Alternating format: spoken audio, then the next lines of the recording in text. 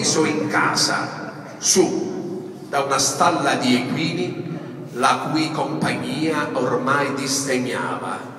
Venne da sola, al calar del sole, e fu subito lotta atavica per il possesso del territorio. La seguivo con un panno in mano, pronta a colpirla quando si posava, ma lei abilmente mi sfuggiva e in me aumentava la pena nel vederla gioire delle mie disfatte.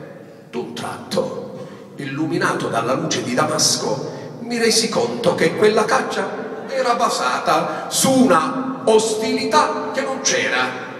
Lei viveva per conto suo, cibandosi della sporcizia che io lasciavo in casa. Io, quando rientravo, me ne stavo in disparte a curare le mie cose. Si abituò a me e capì che ero solo e mi stette accanto. Si posava al mio fianco e mi guardava mentre mi affannavo ad inseguire la vita. Non fuggiva più. Pur di starmi al lato, si esponeva alle mie rappresaglie. Le raccontai la mia vita. Lei mi osservava, ne ero certo curiosa di sapere. Notai qualche giorno dopo che girava il suo capo in ogni direzione come se fosse alla ricerca del suo momento esistenziale. Una sera tornai a casa. Non c'era più.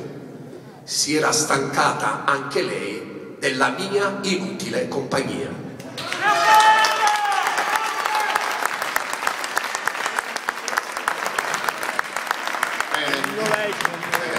Metto la faccia, io voto Pappalardo. Quelli che sono andati via e quelli che resteranno